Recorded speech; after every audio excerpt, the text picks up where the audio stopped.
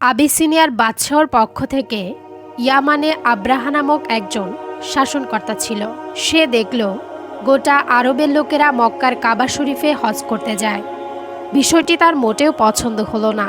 তার ইচ্ছা হলো মক্কার পরিবর্তে সবাই আমাদের দেশে আসুক।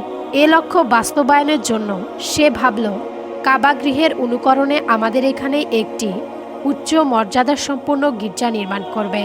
তাতে বিনোদন ও চিত্তাকর্ষণের সব ধরনের উপায় উপকরণ থাকবে। তা হবে সর্বোচ্চ জাঁকজমকপূর্ণ। তাহলে মানুষ মক্কার সাদাসিধে সেই কাবা বর্জন করে মূল্যবান পাথরে সজ্জিত এই কাবার দিকে ছুটে আসবে। এতে মক্কার হজ পর্ব বন্ধ হয়ে যাবে। সে এ উদ্দেশ্যে ইয়ামানের রাজধানী সানআয় একটি কৃত্রিম কাবার ভিত্তি স্থাপন করে। সেখানে সে মন খুলে টাকা পয়সা ব্যয় করে। কিন্তু এত কিছুর পরও মানুষ সেদিকে আকৃষ্ট হয়নি। বিশেষ করে কুরাইশ গোত্রের লোকেরা যখন আব্রাহার এই কৃত্রিম কাবা সম্পর্কে জানতে পারল, চরম উত্তেজিত হয়ে উঠল। একজন তো ঘৃণা ভরে উক্ত কাবায় গিয়ে মলত্যাগ করে আসলো। এরপর আরবের আরও একজন লোক আগুন জ্বালিয়েছিল। একসময় ওই আগুনের একটি স্ফুলিঙ্গ বাতাসের সাথে উড়ে গিয়ে পড়ল ওই ভবনে। আব্রাহা এতে ক্ষুব্ধ হয়ে কাবা শরীফকে ধূলিসাৎ করার শপথ গ্রহণ করলেন। শপথ অনুযায়ী বিপুল সংখ্যক হাতি সংবলিত সৈন্যদল নিয়ে বাস্তবেই সে কাবা শরীফ ধ্বংস করার উদ্দেশ্যে বের হয়।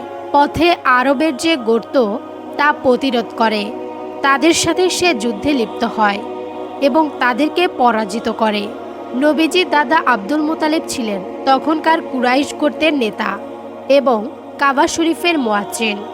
তিনি এই সংবাদ জানতে পেরে বললেন, লোক সকল, তোমরা নিজেদেরকে রক্ষা করার ব্যবস্থা করো। কাবার মালিকই কাবাকে রক্ষা করবেন। আব্রাহা পথ পরিষ্কার দেখে বিশ্বাস করে নিল যে এখন আর কাবা ধ্বংস করা কঠিন কাজ নয়, কারণ সেদিক থেকে মোকাবেলা করার কেউ নেই। আব্রাহা যখন মক্কার নিকটবর্তী উপত্যকায় পৌঁছালো, তখন সমুদ্রের দিকে থেকে হলুদ আর সবুজ রঙের ক্ষুদ্র ক্ষুদ্র পাখির ঝাঁক আসতে দেখল। প্রতিটি পাখির ঠোঁটে ও পাঞ্জায় ক্ষুদ্র ক্ষুদ্র কঙ্কর ছিল। ওই পাখিগুলো সৈন্যদের ওপর কঙ্করের বৃষ্টি বর্ষণ করতে লাগলো। আল্লাহর কঙ্কর জাতীয় সে পাথরগুলো বন্দুকের গুলির চেয়েও বেশি কাজ করলো। যারই গায়ে লাগতো একদিক থেকে প্রবেশ করে অপর দিক থেকে বের হতো। শরীরে এক আশ্চর্য ধরনের বিষাক্ত উপাদান রেখে যেত। তাতে অনেক সৈন্য ঘটনাস্থলে প্রাণ হারায়, আর যারা পলায়ন করে তারা মহাকষ্ট ভোগ করে মৃত্যুর মুখে পতিত হয়।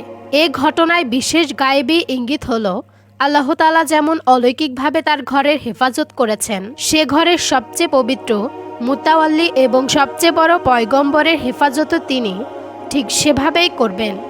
তাছাড়া তিনি খ্রিস্টান বা অন্য কোনো ধর্মনায়কদেরকে কাবা এবং কাবার সত্য সেবকদের সেবা করার কখনো সুযোগ দেবেন না।